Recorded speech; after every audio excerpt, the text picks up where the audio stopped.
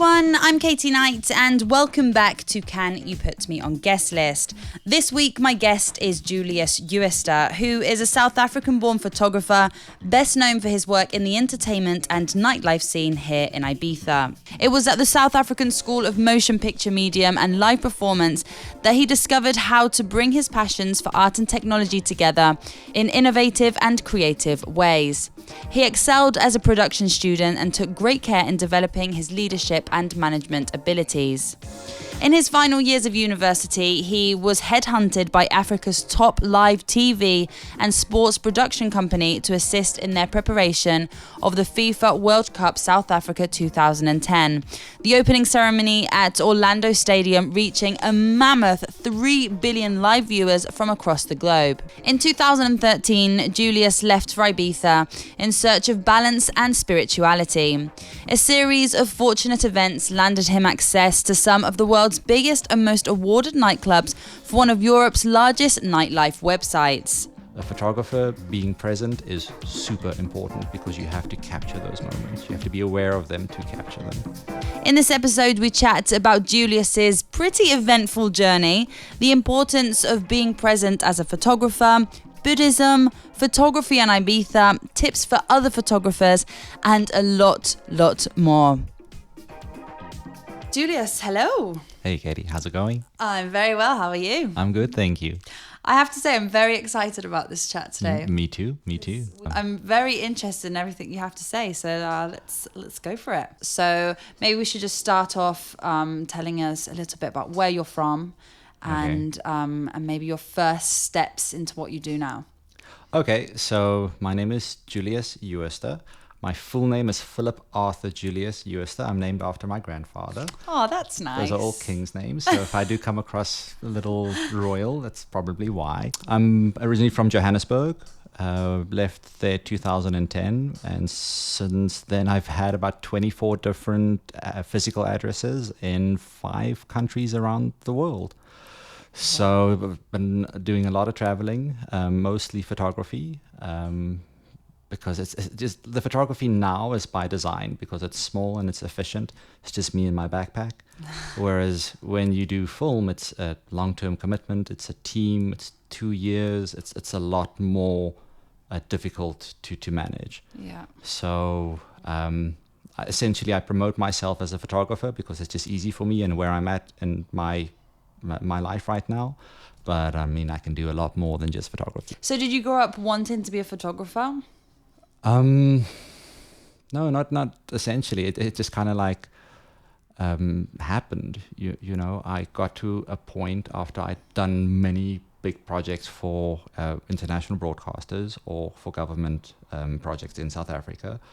And I just got to a point where I wanted to do things that I was interested in. And the camera just lent itself perfectly to that.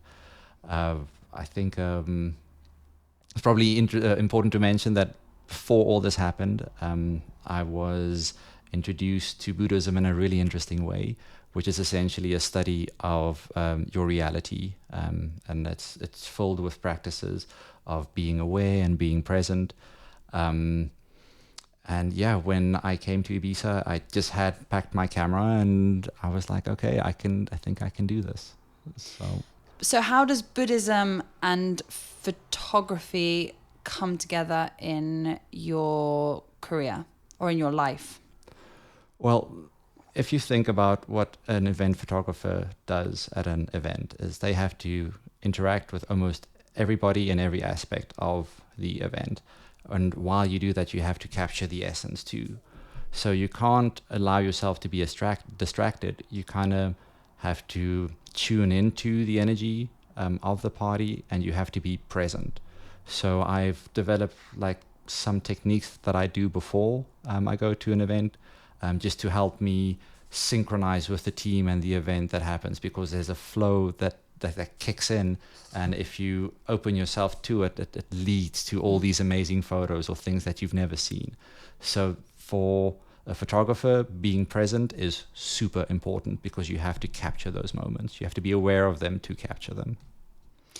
That's a very, very interesting point, and something I've actually never thought about, to be honest. How did you get into to Buddhism? Like, how did that happen for you?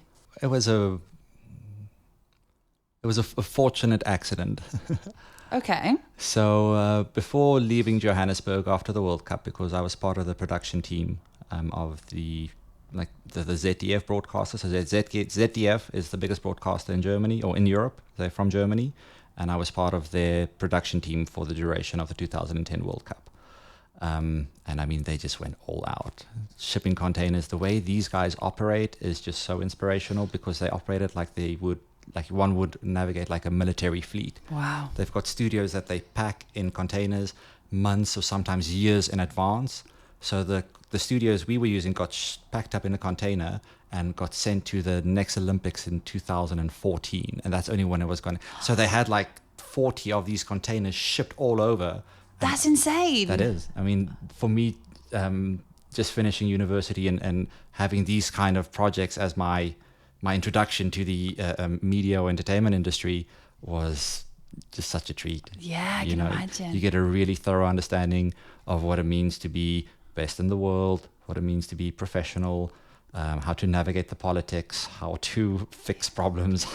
It's a really, really amazing learning opportunity, but it's not for the faint-hearted. It can be sink or swim. So where did that lead you to Buddhism? Okay, so I finished up World Cup. I did a project for government in KwaZulu-Natal, which is on the eastern border of South Africa. It's near the Indian Ocean, nice and warm. And when I got there, I had like little prosthetics inside my shoes, because I had developed a problem where there was always a spasm. It's called plantar fasciitis. So as I'm walking down the street in this new place that I'm staying in KwaZulu-Natal, I see a neighbor walking down the street with her dogs, and she invites me to come do yoga at her class later the afternoon, which I did, and I loved it. And with the yoga and the prosthetics, I had to go for chiropractic adjustments. Mm-hmm. And in the middle of this project that I was doing for government, which we can talk about later, I went for an adjustment, and I was just under too much pressure. The chiropractor was very kind. She sat me down. She said, Mr. Jooste, I know we've booked this session for you, but I can see you are just too tense. So instead, we're going to talk a bit. I'm going to give some suggestions and ideas, and let's see kind of like what happens. And she's the one that put me onto the BRC, which is the Buddhist Retreat Center. So what the BRC essentially is, it's in the Valley of a Thousand Hills. It's kind of like the villages where Nelson Mandela's from. It's still very like African and primitive and natural and beautiful. And the founder, Louis van Leeuwen, is from Netherlands, but he started the BRC. And what they have is every weekend they have a different mindfulness-oriented workshop with specialists in specific fields. And you can just go there every weekend, put your cell phone away. They have these beautiful like little condos that you can rent out, or you can just stay in the normal lodge. And that's what I did. I just chilled in the lodge, and in the lodge they have a silence pact, like you're not allowed to talk there. So you walk in, you kick your shoes off, and you're in the lodge, and you just read or meditate or what have you. So yeah, that's kind of like my introduction to Buddhism, because she's like, your body's so tense, you are doing the yoga, we're doing the chiropractic, you're eating healthy, but there's still something that's not allowing you to relax. So maybe go to this place, maybe they can give you guidance or help you, or address whatever it is. So I went, I humored her. I was like, okay, like I'll get in my car and go for a weekend and see what happens. And the first retreat I did was called Photography as Meditation. And as luck would have it, the day before leaving for the retreat, Canon South Africa had delivered my new 5D Mark II and the 24-105 lens, which I'm still shooting with today. And how long ago was this? Sorry, what year was this? This is about 2012, 2013. So that the camera that I've got now, my first time taking pictures with it was at the BRC, just to help me express myself, cultivate more awareness. Because what they also mentioned, I mean, this place is just packed with priceless like philosophies and information and tidbits. So the most important thing for me that I learned there was let's talk about two things. The first thing is the concept of pricelessness, and then let's talk about ailments of time. So the concept of pricelessness is when the Buddha sat down with his disciples all those many years ago, he pretty much explained to them, look, you guys are not allowed to ask money for this, okay? Because you can't put a price on what I'm about to teach you. And it's all about giving yourself permission to experience life and to figure things out for yourself. That is essentially what the teachings of Buddhism, or at least what I took from it, is it gave me the permission to figure things out for myself. Because I'm a conservative Afrikaans-speaking boy from Johannesburg. I grew up in a conventional Christian home, and whenever they see Buddha statues, they pick it up and throw it, and like it's from the devil. So I actually got like a lot of flack back then from my parents, because they didn't want to be known as the family that has a kid that studies Buddhism. And anyway, are they cool with it now? Yeah, now they're cool. I mean, but so many things have happened since then. Yeah. And Ibiza has a big part to do with that, because Ibiza also gave me permission to just like do what I wanted to do. So much opportunity and so many like-minded people. It's just ingredients for such like different recipes, but they're all good. So the second one has to do with ailments of time. And what they explained is that when you have anxiety, it is stress of the future. And when you have depression, it is stress from the past. So the trick is to always be in the state of present. So if you are present and aware and, conscious, you reduce anxiety and depression quite a lot. So this is just like interesting little things that they teach you about the human condition that you don't hear about every day. Yeah, it totally makes sense, but something that I don't think I would, again, never have thought of. But yeah, that totally makes sense what you're saying. Tell me how you got to Ibiza. What brought you here? Revenge. Wow. This is going to go deep, guys. Well, actually, no, it's not just revenge. It's a beautiful story. The short version is I had a very terrible breakup before Ibiza. And while me and my significant other were together at the time, we had made plans to come to Ibiza, because at that stage I just finished up a 3-year government project that I was investing 18 hours a day, 6 days a week for 2.5 years. Is this the project you were going to talk about before at the beginning? The KwaZulu-Natal, This is the same project, okay. Yeah, so the timeline is World Cup, okay, then KwaZulu-Natal for 3 years, and now it's been Ibiza for 6 or 7 years. Okay. So those are most of the projects. Okay. And then when we broke up, I was like, okay, well, I'll show you, I'm still going to go. Bye. Yeah, I don't need you to go to Ibiza and enjoy and have fun.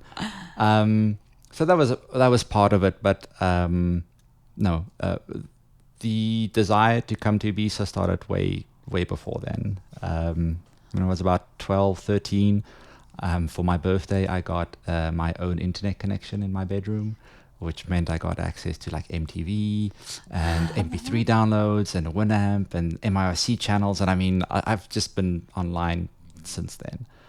And with that kind of came this technological music, this mixture of samples and beats. And it's just like, this is what music is going to be sounding like, the early years of electronic music.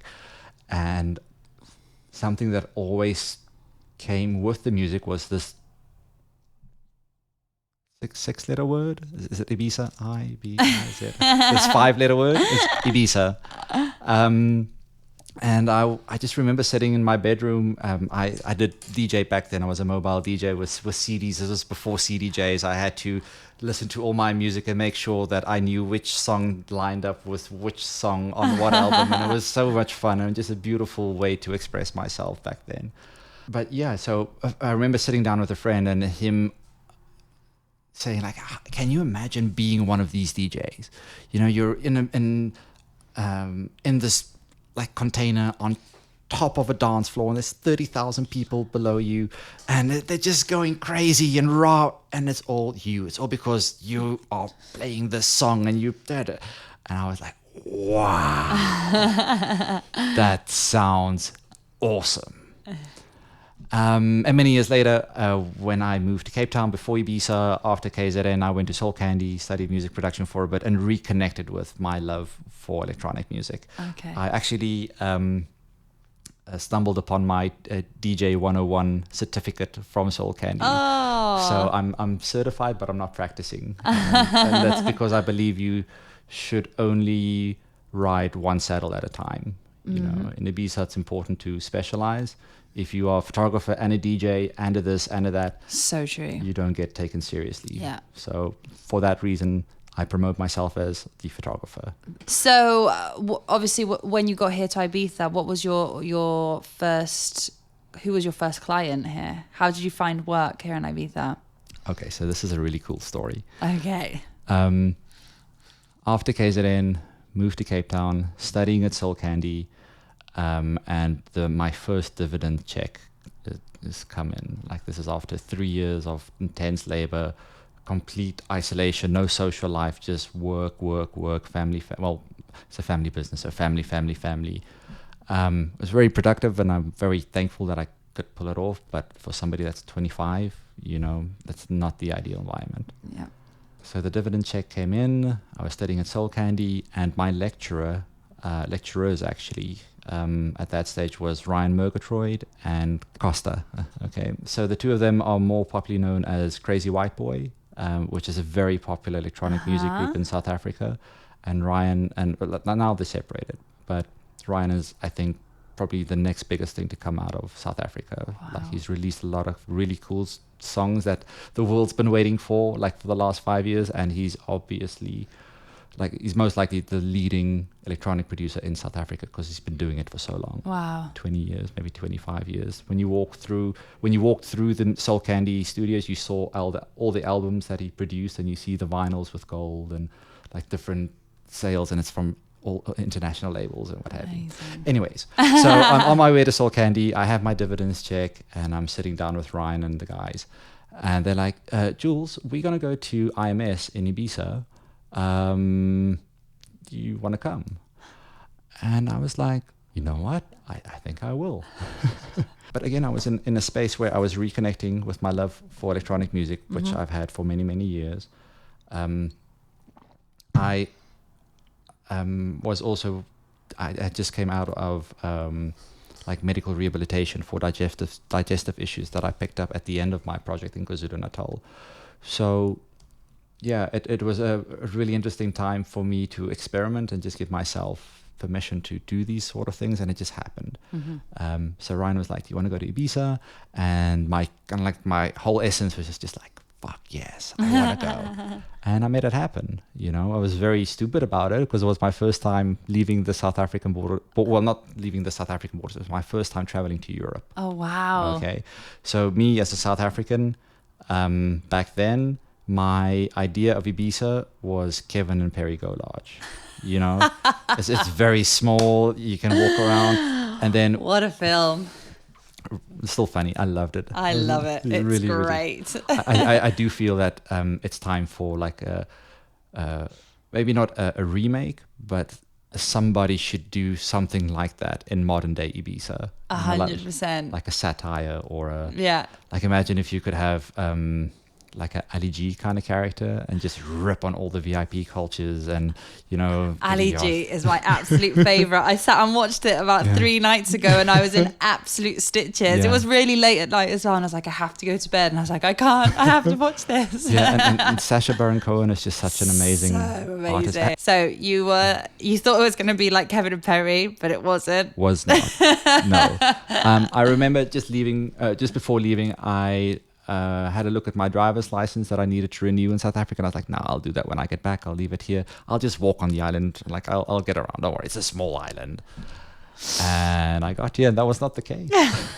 And I'd completely overpacked. I think I had like 4 20 kilogram bags, and I packed a Newmark controller. I was just like, bring it, you know. And how long was this going to be for? 2 weeks. Oh my goodness. The idea was to do it for 2 weeks and then go visit some friends of mine in Finland, because I wanted to do like a trip around the world. But in my first week in Ibiza, I met a gentleman, and they made a really interesting proposal. This is actually something that I was trying to get ready before leaving Cape Town. And that's how I met Valentino and the Bridges for Music team. This is like many, many years ago. Valentino's been on the podcast too. I know, yeah. It's really interesting. My story kind of started at the same time as the Bridges for Music story. Oh, wow. While I was studying at Soul Candy, we got the invitation to go see Luciano in Langa. And I think that was like the first workshop. And 2 months later, I found myself in Ibiza taking pictures, not expecting any of it. So I went to Langa too. Oh, yeah? Yes, I did. Yeah, that's lovely. They're doing amazing stuff there. The school's finally open. Yeah. They've just accepted their first admittance. I think now it's just short courses, and from next year, February, it's annual classes or something. Amazing. He's done such a great job over there. And I've helped them as well. We raised 25,000 euros in space for the IMS Gala dinner by auctioning off 2 of my pictures. Oh my goodness, that's incredible. Yeah. What were the pictures of? So we have to keep in mind that this was the 27, like the year 27 space campaign. Yeah. They had to close down and everybody was super sad. And I kept that in mind when I was sending photos to Valentino. And essentially it's 2 pictures. The one is of Carl Cox in space doing his revolution with it's a black and white photo. And I created like a panoramic photo, a very gritty, grimy black and white photo with space in front of it. And the other one was a double exposure. It was just a black background. You had Pepe and Carl looking off in the distance. And on this end, you had a photo of the space terrace, you know, that they have for the opening parties and the closing parties. Yes. So that's the one Pepe loved. There's a photo of the terrace and him and Carl just kind of like looking over it. Amazing. So we Valentino printed out 2 for the gala dinner, which Carl and Pepe signed, and we auctioned it off. But Pepe loved the one with him and Carl and the stage so much that he said, look, it's charity. I'll give you guys another 10,000 if you'll print one for me too. And I was, and Valentino's like, yeah. I was like, yeah. So, and I also, like, for me, that planted the seeds, because now, I mean, that's huge. That is absolutely huge. 3 photos, which is R250,000. So a rand is the South African currency. Yeah. And I was like, wow, there's feasibility. If you do it the right way, there is a market for this sort of thing. And that's what I've been slowly developing on the back end over the last 5-6 years, usually in the off season. Yeah. So when I come to Ibiza, I take photos, and then in the winter I edit or I develop other strategies and what have you. But let's get back to my first week in Ibiza. Yeah, sorry. So I met this gentleman, and pretty much what they told me is, look, we can't pay you, but we can get you inside all the clubs, we can give you accommodation, and we can give you a car. So in the end, you just have to pay for your own food. And back then I was still smoking, so I had to pay my own cigarettes. And I was like, awesome. Who is this guy? I want a job. Yeah. And this eventually grew into my first 4 years in Ibiza. The organization that I was doing photos for turned out to be the biggest event portal in Europe. and they were based in Germany, and they were setting up a region in Ibiza. And I mean, at that stage, I just finished, well, not finished, but I had already worked with the German broadcasters. I had a really thorough understanding of like the German way of doing things. Yeah. I thoroughly understood how big their economy was and the viewing public. And I was like, this is a really good opportunity. Let's see where it goes. So my first season in Ibiza, which was supposed to be a 2-week holiday, ended up with me staying 3 months, which is the maximum on a Schengen visa, and me kind of like leaving the island completely heartbroken because I'd found home, I'd found a place that I belong, and I had to leave. There's no two ways about it. So that was really hard going back. The idea was to just check into South Africa, apply for a new Schengen visa, and fly back. And it was a pretty expensive exercise to learn that that's not how it works. So for any of the South Africans listening, how it actually works is after your 90-day visa, you have to wait 180 days before you can re-enter. Really? Yeah. Wow. So that's a long time. Yeah, I only, like, if they could have mentioned that beforehand, it would have helped a lot. That would have been helpful, yeah. So, yeah, I couldn't come back immediately, but we started planning for the next season. My first season, I got here for the IMS, so I got to see the first half of the island. So IMS, opening parties, mid-season. And then the second year when I came back, it was a little bit later, so I got to see mid-season, closing parties, and, after that, I had a really, really good understanding of how the island worked, who the artists were, what the clubs are, which is like nobody even knows about the stuff in South Africa. As a South African coming here, you're like just so shook. You're like, wow, this is amazing. Like, why don't we know about this? Yeah. But yeah, it was also part of an attempt from my side to have more balance in my life. So like mentioned earlier, I did a big project for government for 3 years. It was just work and analytics, and I wasn't having any fun. And that's also where the idea behind coming to Ibiza kind of like was. Yeah, because I thought if I could go to Ibiza just for 2 weeks, I could party so hard and just get it all out of my system so that it balances out this 3 years of riding a desk and heavy responsibility and massive cash flow. So yeah. And then came the third season. What season are you in now? Now I'm in my 7th season. Did something particularly happen in the third season? Yes, we managed to get a residency for me in Europe through the German company that I'd been taking photos for. Amazing. So as a South African, that meant I could stay in Europe the whole year and take pictures, which was awesome. So the first year was like, oh, wow, it's exciting. I'm in Europe and it's so cool. But also the desire to balance out work life wasn't as important anymore because things had mellowed out. By that stage, I think in my third year, I might have done 300 or 400 parties in Ibiza already. Oh, my goodness. How many do you do a week now? Now, a lot more relaxed. Oh, okay. Yeah. That first 4-year period, I did about 1,200 parties in Ibiza. Oh my goodness. That I can prove. Like, it's uploaded, it's edited. Normally, I don't go out. Like, if I go to a nightclub now, I'm super bored. But if I have the camera, You love it. I love it because you have all access. You have a reason to interact with people. It's just so much more fun for me. Like, if I go to like a normal festival and I'm not part of the team, I get bored and I start looking at this would be a great photo. But it's not just that. It's like I start looking at the production, who's producing, who provided the lights, who's doing the sound, where's the stage manager, and I can just kind of like break it all up and not engage, not be present. So I don't know. It's a little bit sad that I can't enjoy festivals as much as I would like to, but it's awesome that I love them when I've got my camera. Yeah. So maybe this would be a good time to start talking a little bit about your strategy. Ooh.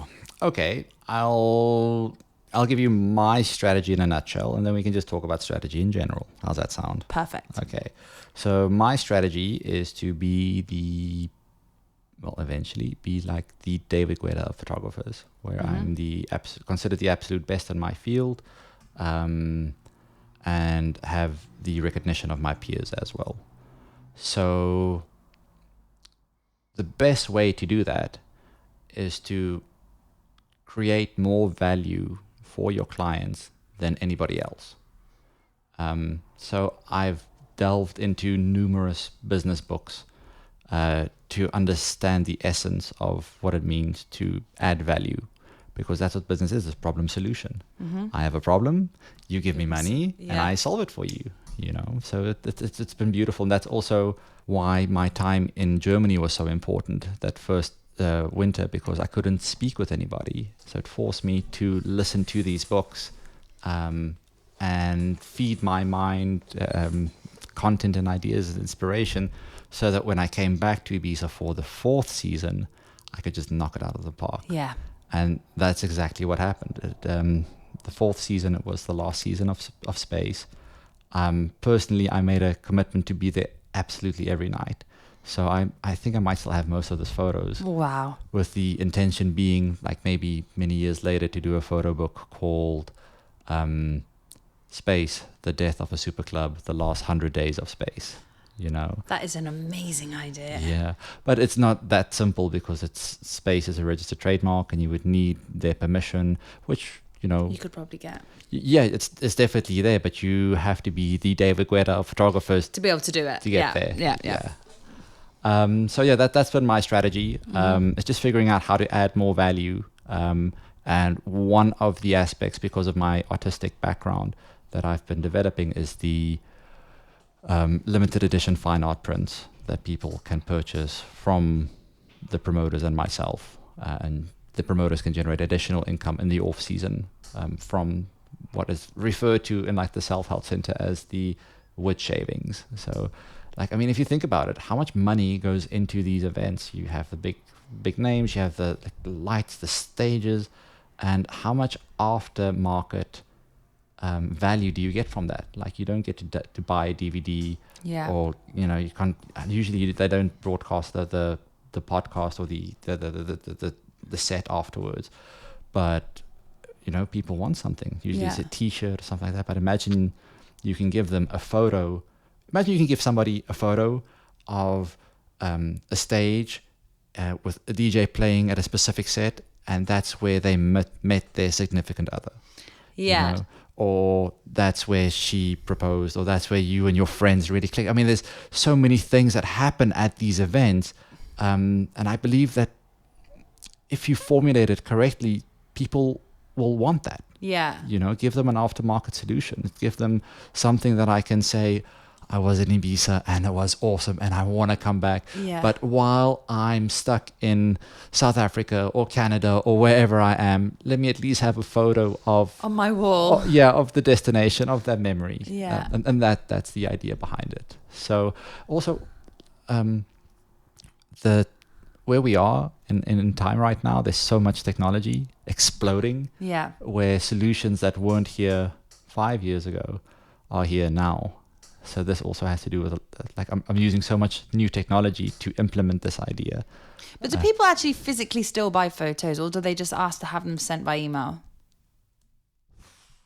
Okay, so I've done 1,200 events. I've got so many photos. I think maybe, let's say I've got 100 or 150,000 edited photos. Of those 150,000 edited photos, I think I've seen maybe 5 or 6 of them printed. Really? Everything else you see online, well, unless it gets incorporated in like a poster design, or it's in a magazine for an editorial. I mean, that happens quite a lot. But I mean, the actual photo just being printed, it's... Because that used to be a huge thing, didn't it? Yeah. I mean, at Amnesia, it still exists. There's still the little photo. David still has his little photo area, and you can go in and physically buy your photo. But I always think to myself, do people still do that now? Like, if everyone has their phones and obviously everything goes online, do people still physically go and buy the pictures? So this comes back to the difference between South Africa and what I'm going to refer to as the Europes and the North Americas. Europe and America love their artists. They place a lot of value on them in society. And if you look at their inspiration cycle, like art inspires life and life inspires art, and there's just this beautiful circle and understanding and appreciation for art, which is just not the case in South Africa. So what I'm getting at is, yes, I think there's an appreciation for this art form in the Europes or in those territories. But because there's not really a platform for them to get it in such a way, like it needs to be explored more to get a definitive answer. Yeah. But again, in the end, it's a piece of art created by an artist. There's so much emotional value added to this. It can be considered an investment. So you buy it now at a cost price, and 5 years later you can resell it, or 10 years later it can resell. But it's kind of like, and you're investing like an IPO. By purchasing a limited edition print from me, it's like investing in me as an artist, and anticipating that one day I will be super successful. Yeah, and I've got one of your pictures. Yeah, and you've got one, or you can resell it, or what have you. This is actually like one of these. Well, people can't see, but these two pieces of art. They're from also an artist that's just started out, but Attilio was like, I know this guy's gonna blow up. I have to buy some. So that's the same kind of concept as well. Yeah, and there's definitely a market for these kind of things, even if it's not just the commercial market, like you and me, or a lot of these photos, a lot of my photos are being marketed towards hotels. Yeah. Because I do a lot of aesthetically pleasing work that focuses on the female form. I've approached a lot of plastic surgery agencies or practices so that they can print and put that on display as well. So there is a market for it. You just have to find it. You have to find out. There's two ways of making a product. There's the smart way, where you say, I've got an audience, and they've got a need, and I'm going to provide a solution. That's how you can do it. Say, there's a need, let's fulfill it. And then there's another way where you just create something, and then you try and find an audience after. Yeah. So I'm doing a bit of both. Doing a bit of both. Yeah, but it's essentially. It got to a point where I had to figure out how to make the photography sustainable, because I'm doing 1,200 events over 4 years, but I'm like getting paid for maybe 5% of these shoots. Wow, really? Probably less. Do you think that's an Ibiza thing? Is it a nightlife thing, or is it just a general thing that happens? It's something that I kind of allowed to happen, and later realized that I didn't feel good about it. Because you have to remember, my first 2 years in Ibiza, I was here looking for balance. I wasn't worried about money. I was just trying to be young and have fun and learn. But after year 3 and 4, you're living, and it becomes your primary source of income. So after the third or fourth year, it became more important to generate more financial stability from the photography, which meant that I had to change a lot of my strategies as well. But but it has to be done. Yeah, for me, in the end, now it's getting to a point where there's balance. Yeah. I can do the business aspect of my photos and whatever, but I can also go out and have fun and be more free and creative and all those sort of things. So the balance is only happening now. What is something that people do not know about photographers? Oh, there are many things that you do not know about photographers. I'm going to start with the obvious thing, and that is that photographers are the only people at an event that interact with almost everybody. They have to go to the stage to take photos of the DJs. They have to go outside to take photos of the entrance and meet the people. They have to take photos of the fans, of course. If you're at a festival where there are performances, you have to go take photos of the show. And I mean, you just get to see and interact with everybody. Whereas that's not the case with other people. I mean, the DJ's in the booth, the dancers are on the podiums, the security guards are at their specific stops. I mean, Yeah. There's maybe one or two people in hospitality that interact, but I think the photographer is the only one that deals with everyone. And that's not just at the event. It's like before you get the request from the office, and then after you have to send for distribution. So because of the work that I've done, I've got a really clear picture, or like I've got a full picture of how Ibiza and like the event industry kind of works. That's interesting. I bet as well that everybody else's, correct me if I'm wrong, but I'm going to guess that everybody else's energy that's in that club really could probably affect your work as well. Like if you're somewhere where it's probably kind of a bit dark and there's a bit of a funny vibe going on, then that can totally just throw you off or affect the way that you take photos. Am I right? Yeah, there are some parties and venues that I completely avoid because it just doesn't resonate with my energy. Yeah. But then again, there are other parties that are completely me, and I just love going there. Like which one, for example? Which one do I love? Yeah. For photos or just for entertainment? For photos. I really love Pasha as a brand. I think what they're doing is excellent. If you think where it started, with my interest in business, you just can't help but go, wow. It started off as a club, but now it's a lifestyle brand. You know, it's a club and a hotel. They've got the clothing labels. They've got restaurants. They've got magazines. It's a lifestyle brand now. Yeah. And that's something that a lot of us should be striving towards. I think that's the end. You know, that's the big picture. Well, not essentially, but Should we talk a little bit about your exhibitions? Yeah, we probably can. Okay, so let's talk about the one that is about to be released. So it's not live yet, but this is one that I've been working on pretty much from the first year. Okay. So... Okay. Sorry, these are online exhibitions. Yeah, so this is something that I'm developing. It's new. I'm calling it online exhibitions. There might be a more formal word for it, but again, it's just online exhibitions. It's just me trying to figure out how this works. Okay. So this exhibition is technically my second exhibition, and it's called The Dances of Ibiza. Okay. So because I spent so much time in the nightclubs, different clubs, different promoters, different costumes, you know, after 3 months, after 3 months of going to five or eight clubs a night, you know, you kind of start knowing people, and they start seeing your photos and like, I like your photos, and let's do something, and you start collaborating. And I remember meeting a dancer called Florencia. So back then, Florencia I think she just started dancing for Music On. She's one of the big dancers. She's Argentinian. Yeah. Yeah, I know her. Yeah, so I did a photo shoot of Florencia on Cecilinas, and it came out beautiful. Like, she's a very approachable woman, very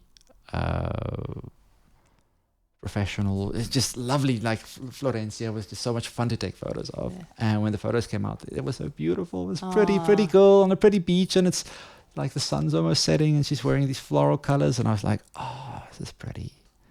And she shared it online, and when I went to Privilege, I think the next day, all the girls that were dancing with Florencia kind of like came running to me like, we love the photos. Can we do photos for you? Like, how does it work? And I was like, okay, yeah, I'd love to. Like, I'm gonna have to create something here.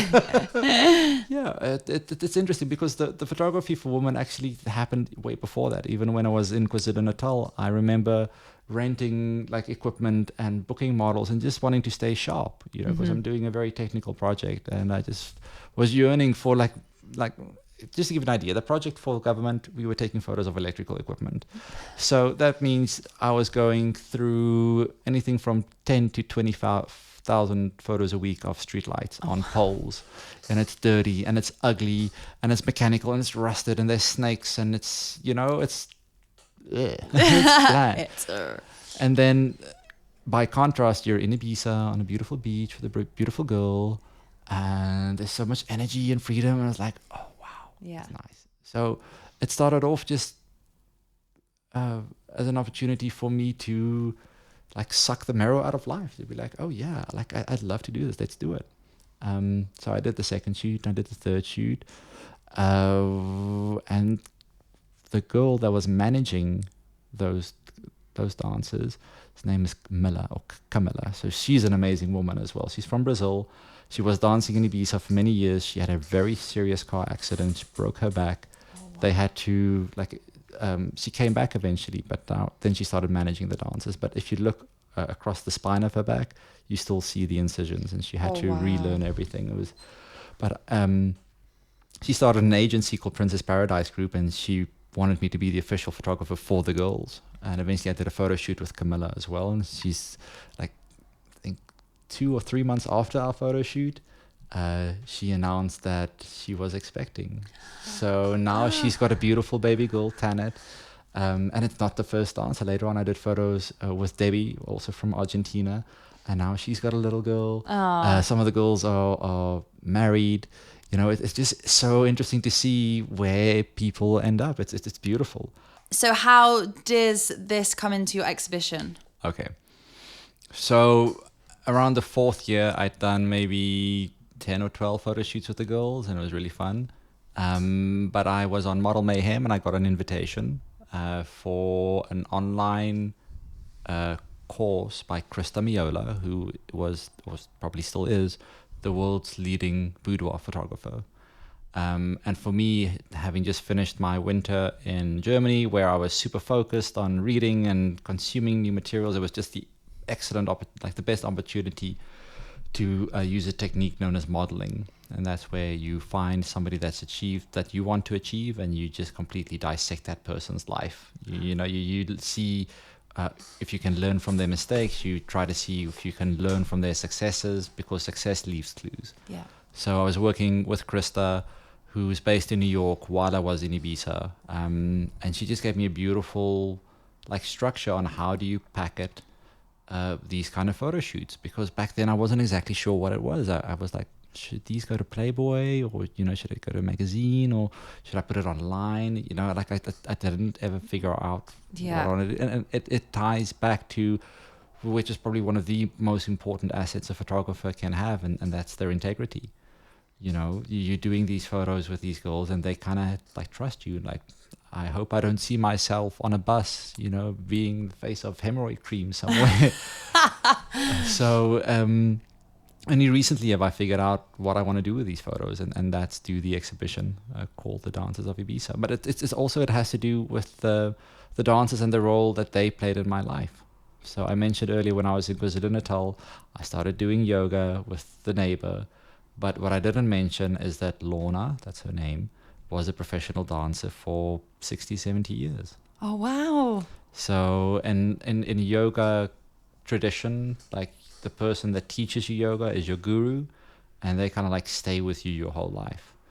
So it's just so, in retrospect, it's so beautiful to see that energy. The dancer's energy has been with me even before I met the dancers. Mm-hmm. And it was just such a beautiful opportunity for me to practice with Lorna and get more of an mature look on life and relationships, because when you're 20, 30, you just want to get married and have a job and a fast car, and these are not essentially things that one should want. Yeah. Instead you should want things that fulfill you and gives meaning, not just to you, but to other people as well. So yeah, it's just been beautiful to have that energy in my life, and I'm just trying to cultivate it. There's so much you can learn from these girls. And they're also just girls. Yeah. There's a lot of stigma around them. Oh, they're so pretty, or so bitchy, and that's not the case. They're the normal people with the same problems as you and I. Yeah. I think some of them might have more problems than others. But it's all part of their journey. It's also their decision. Yeah. You hear about one of the girls that I work with, Lucy, she's one of the dancers at La Troya, how she started in Ibiza. She came here with a boyfriend, and he was almost ready to propose, and that just scared the shit out of her. And she was like, I don't want to get married. And somehow she just started dancing. And now she's been doing it. And she's also got an agency where she takes care of girls from Czech Republic in Ibiza and in the winter. Amazing. So, there's a lot of girl power. And also the island's energy is feminine. I'm not sure how many people, if people actually know about this, but it's as soon as if you're a girl and you get onto this island, 3 or 4 days, you're like an Amazonian. Yeah. It's It's true. There's a lot of energy. Yeah, and that's great. For me, I've also been thankful for the island's feminine energy, and it's helped me find a kind of balance as well. So. I think what I've kind of got to realize in this conversation is that your job isn't just a job for you. Like, it's such a huge part of your life and who you are. And it's not just like, oh, I've got to go and do some photos and I'm going to edit them and send them off. Like, every part of everything you've learned on your journey since your beginnings up until where you are now, every small part, every lesson that you've learned has all in some way is connected to what you do and what you show other people. And I think that's really beautiful because honestly, for me, like, obviously I'm not a photographer and I've never taken photos before apart from on my iPhone. So I've never really had the chance to sit down and speak to someone like you and kind of realize that it's so much more than just taking a couple of pictures, which I'm sure for some people it is, but it's really lovely knowing that just everything you do, every small thing you learn, everything you see, everyone you meet in some way just kind of evolves into one project. And I think that is beautiful. Thank you. Really. Am I right in what I'm saying? Yeah. Essentially what you're talking about is a philosophy that I embraced a long time ago called lifestyle design. And that's, instead of living the life that other people expect you to live, like, live the life you want. Because you got to keep in mind, I did the World Cup. I did a big project for government. Just to give you an idea of what that was between 6,000 and 10,000 photos a day for, let's say, 2.5 years. So if you do the math, that's close to 25 or 30 million photos that I was responsible for. So I had to develop the software. I had to figure out the workflow. I had to employ. I had to train. Like, this is my baby, and it worked. You know, I really loved that part of it.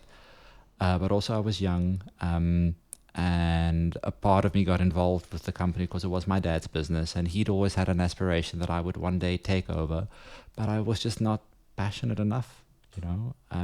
Instead of following my dad's passion, I followed his example, and his example was follow your dream. You know, it's in you for a reason, and you know, if you dig and you delve and you figure out what it is, that's where happiness kind of like comes from. Because when I started off, when I did this project, we had a lot of money and a lot of status, but me and my dad, we were constantly fighting. Eventually I had to distance myself from the organ. It was just a messy time. And Ibiza, in the beginning, I mean, we have to realize that the overarching theme of Ibiza is escapism. People come to Ibiza because they want to escape, whether it's through music, through a yoga retreat, through drugs, whatever. This is the theme. And that's mostly, well, in the beginning, that was a big part of why I came as well. I wanted to escape an unsuccessful relationship. I wanted to escape the pressures of working within a family. And I also just wanted to be in a space where I can figure out what I want for a change. And you did. I did, yeah. But I had to fight for it. You know, I had to have very uncomfortable conversations with a lot of important people and just explain to them, well, I'm not going to do that anymore. Thank you. And just do what you want to do. So it's getting there. Good. The template that I've been working off is something called sun chasing, and that's summer all year long. And so far, it's been Cape Town to Ibiza and back. But I'm hoping to... The best way. I'm hoping to expand it to at least 4 destinations a year. So it can be Ibiza, Cape Town, and then I'm looking at Brazil, maybe Argentina. Nice. We're definitely looking on how we can expand it. Now I've got a team. Guys, if you want to be a successful artist, please get a team. This was actually going to be my next question. What advice would you give to people that have maybe just started out in photography or want to take bigger steps? For photographers that are serious about their photography, the most important thing I can tell them is to develop their style. And you can only do that by doing a fuckload of work. You know, after doing 400 events and editing and looking at other photographers' work and seeing what the photographers that I'm working with are doing, you want to set yourself apart from the others. And the only way you're going to do that is by developing a unique style. And that's essentially why people book you. It's the same reason people book Black Coffee or David Guerra's, because they have a specific style. They attract these kind of people. Yeah. So that's definitely one of the most important things you want to focus on. And then also figure out why you're doing this. Yeah. Like I mentioned, the photography for me right now is just so compact and efficient. I'm in a stage in my life where I'm still young. I don't have any serious responsibilities. Yeah. And I'm cashing in on it. I'm taking a lot of risks, because I can. But that's not always going to be the case. Yeah. I definitely one day want to have a family of my own. Yeah. And, I love photography because there's no roof, and what I mean by that is I'm doing photos now that are relevant to me in my life. And I can definitely see a scenario where 40 years from now, I'm chilling in the Sahara in Africa with a super zoom lens, taking photos of the lions feeding, and maybe having my daughter or grandchild with me, taking photos. Yeah. I love that. For me, and my personality is just so important to have that freedom. Yeah.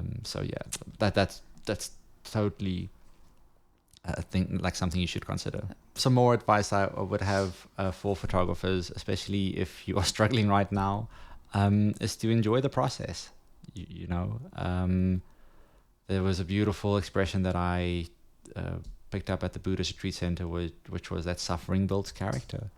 And I mean, throughout all the books and the podcasts and stuff that I've read, is you realize that that's the common theme amongst all these people is they struggle, they suffer, they have to get through it, but that's where the good stuff happens. Yeah. That's where you can really identify the ingredients and the recipe, and once that's distilled, you can reshape it where you can put yourself in a niche. So as opposed to being in a market where you're competing on price. Yeah.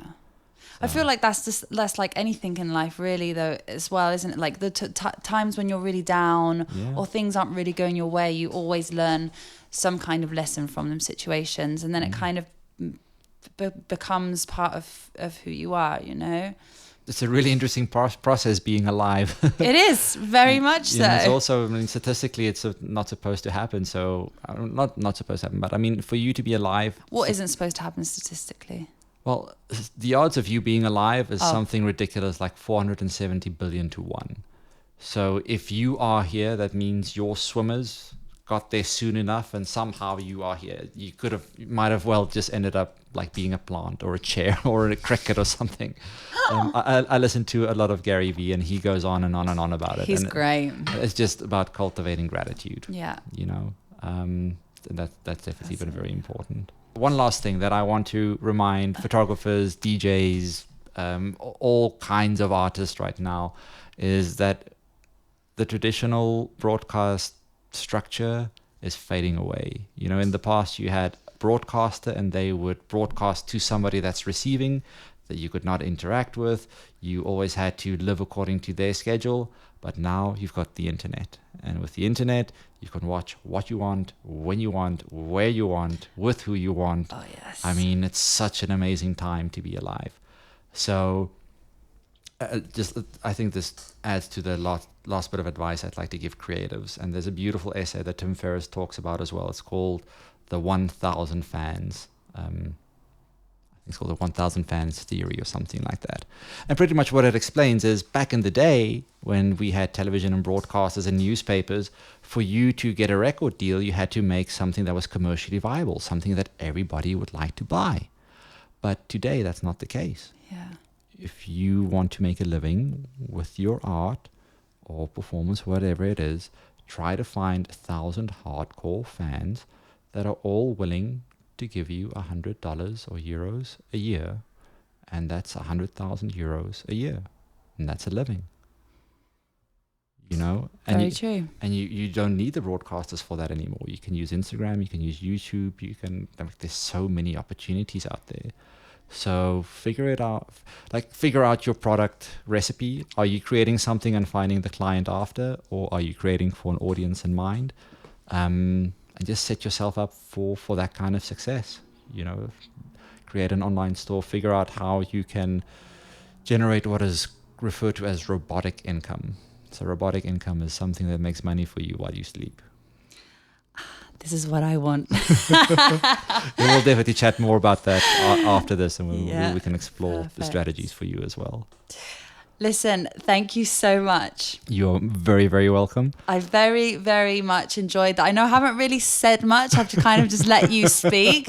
But very interesting. And I'm excited to carry on watching your journey and see where you go. Thank you. Thank you for giving me this opportunity, for enduring this. This is my first interview. And, you were great. Absolutely fantastic. So thank you so much. You're welcome. For those that are interested, they can see more at my website, juliusjooste.com. It's JuliusJooste.com. And then from there, you can get in touch with WhatsApp or email. You can check out all the Instagram accounts that I've got, or Facebook. And also just pop in. I love hearing from people, and I want to hear what people want, and just chat to me, please. I love sharing ideas. Amazing. I'll make sure I write all of that down in the podcast description section as well, so you will have it there. Thank you, Katie. Again, for you for creating this platform, not just for me but for the others. Oh, thank you. I commend you, and I thank you, and all the best to you and your journey as well. I'll be keeping a close eye, perhaps from a distance, but I'll still be keeping a close eye on it. It's been a great journey so far. I'm excited. Thank you. Welcome.